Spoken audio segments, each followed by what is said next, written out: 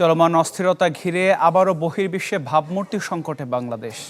ব্যবসায়ীরা বলছেন এই সুযোগে বেঁকে বসতে পারেন ক্রেতারা, যা লুফে নিতে পারে প্রতিযোগী দেশগুলো। এমন অবস্থায় ভাবমূর্তি ফেরাতে সরকারকে উদ্যোগী হওয়ার আহ্বান জানিয়েছেন তারা। ইমদাদ হকের রিপোর্ট।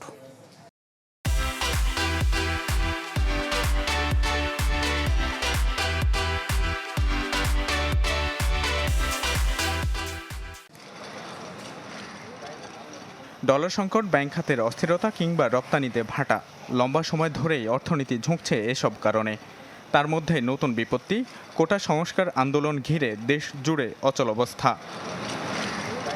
একদিকে কারফিউ স্থবির উৎপাদন ও যোগাযোগ ব্যবস্থা, অন্যদিকে ইন্টারনেট না থাকায় বিশ্ব থেকে একরকম বিচ্ছিন্ন সব ধরনের কার্যক্রম। কেবল তাই নয়, গেল কয়েকদিনে চট্টগ্রাম বন্দরে আটকে গেছে রপ্তানির প্রায় 7,000 কন্টেইনার। পোশাক খাতে দৈনিক ক্ষতি ছাড়ায় 1,500 কোটি টাকা। নেতিবাচক প্রভাব পড়ে অন্যান্য খাতেও। এমন অবস্থাকে ব্যবসায়ীরা দেখছেন মরার ওপর খাড়ার ঘা হিসেবে। আপনার কারফিউ থাকুক অথবা না থাকুক, যাতে আপনার কাঁচামাল আপনার মোটামুটি আপনার প্রত্যেকটা জায়গায় আপনার সরবরাহ ঠিক থাকে। আমাদের মিল কারখানা বন্ধ, আমাদের ব্যাংকের ইন্টারেস্ট আর বন্ধ নাই। কিছু প্যাকেজ হয়তো সরকার দিতে পারে, যেগুলি ব্যবসায়ীরা কিছুটা যেন তারা সহায়তা পায় আর কি। ব্যবসায়ীরা জানান, চলমান অস্থিরতায় ভাবমূর্তির সংকটে পড়বে বাংলাদেশ। তৈরি পোশাক সহ বিভিন্ন পণ্যের ক্রেতারা ভাববেন নতুন করে। বিনিয়োগকারীরাও আমলে নেবেন দেশের রাজনৈতিক পরিস্থিতি।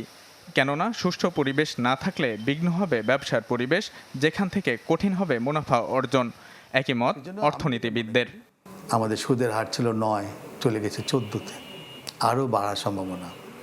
ডলার ছিল 80, চলে গেছে 120, আরও বাড়তে পারে। তো এই আঘাতগুলো যেমন আমাদের সইতে হবে, এখানে যে এই গণ্ডগোলের জন্য যে লসটা আমাদের হবে, সেটা অবশ্যই আমরা আমাদেরভাবেই মেকআপ করতে হবে। এটা শুধু সরকারকে এফেক্ট করবে তা না, এটা আপনার কিন্তু অন্যান্য সব প্রতিষ্ঠানের ব্যাংকাররা এলসি যখন খুলতে যাবে, এলসি একটা তৃতীয় পার্টি যখন এলসি কনফার্মেশন, সেখানে কিন্তু তারা ঝুঁকিটা যখন মাপবে, এই সব তথ্যগুলো তখন আমলে নিয়ে বলবে কান্ট্রি রিস্ক তো অনেক হাই, আগে যা ছিল তার চেয়ে বেড়ে গেছে, কাজে আমি তোমার এলসি কনফার্মেশন করবো ঠিকই, কনফার্মেশন ফিটা কিন্তু তোমাকে বেশি দিতে হবে। ব্যবসায়ীরা বলছেন, দ্রুত ইন্টারনেট সেবা চালু সহ খুলে দিতে হবে সব প্রতিষ্ঠান।